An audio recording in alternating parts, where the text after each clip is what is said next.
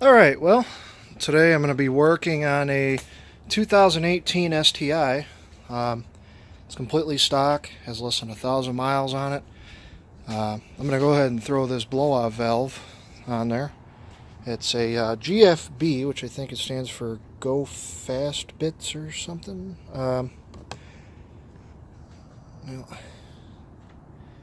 Yeah, Go Fast Bits. And it's the GFB Respons T9003. Comes with these install instructions, as you can see, which is pretty. This is so easy to do. I mean, if if you know how to change a tire, you should be able to change this. Granted, probably the most difficult thing about this will be getting that snap clip off back there. But if you loosen the two bolts and pull that line off, we should be able to do it.